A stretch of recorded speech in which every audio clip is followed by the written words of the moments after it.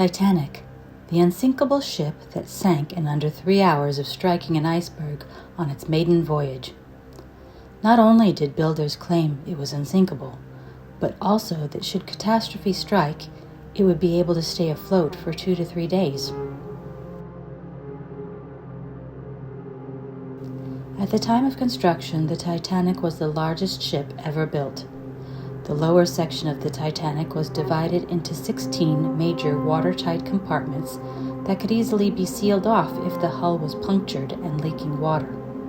However, these watertight compartments, which made the ship designers claim that the ship was unsinkable, were only watertight horizontally, meaning that the water could flow over the tops of the bulkheads as it dipped down. If the ship didn't have these compartments, the water would have spread out, but the ship would have remained upright and sank slower, which would have allowed more time for rescue.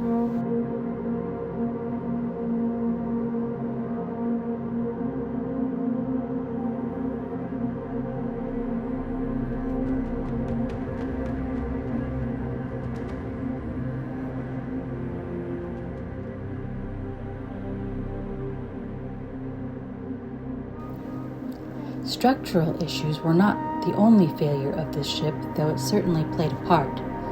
The hull and rivets suffered a failure called brittle fracture. They had the perfect trifecta to ensure this failure: high-speed collision, cold temperature, and high sulfur content of the metal, which caused parts to simply shatter. Not only that, but the size of the ship meant that the bow didn't even fit into the shipyard at the time of construction, so that the rivets of the bow were put in only by hand rather than hydraulics.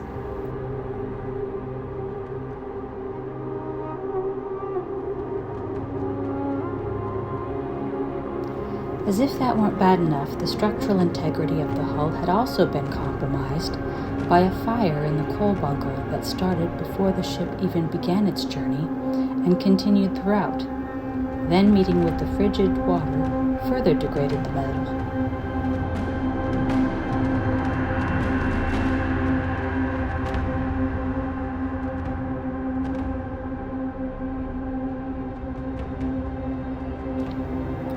The crew that were manning the ship also contributed to the problem. Wire operators were warned of icy conditions by others in the area, yet the Titanic kept full steam ahead through the dark, and they failed to distribute binoculars to their lookouts.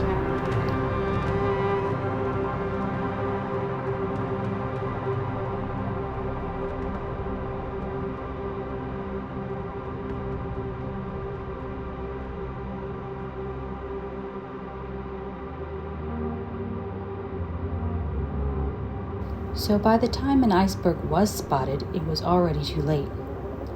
They sideswiped an iceberg, incurring 100 meters of damage to the hull and flooding 6 of the 16 compartments. This weighed down the bow or front of the ship, lifting the stern. But the huge heavy propellers weighed down the stern or rear of the ship, which caused the ship to stress beyond its material limits and snap at the midsection. Even the passengers failed. Curiosity of the passengers led them to open portholes to see what was going on, leaving them open when told to get to higher decks, which would also contribute to the sinking. Yet another fail for this incident was the fact that though the ship had a capacity for 48 lifeboats, it set off with only 20, not nearly enough to accommodate all of its passengers.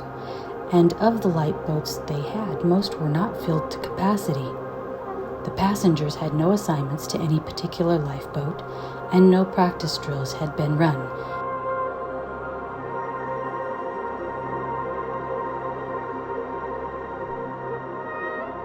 Meaning that, particularly for the third-class passengers, it was difficult for them to even find their way to the deck. Though the crew did have boat assignments, many never checked what they were. The captain waited a full hour before even commanding that people put on their vests and prepare to evacuate.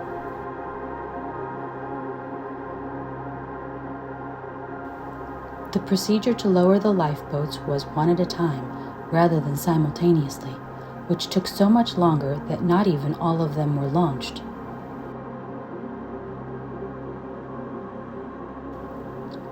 And lastly, failed by the SS Californian, who had attempted to warn the Titanic of icy conditions, but later failed to respond when the Titanic was in distress, despite having been one of the closest ships in the area.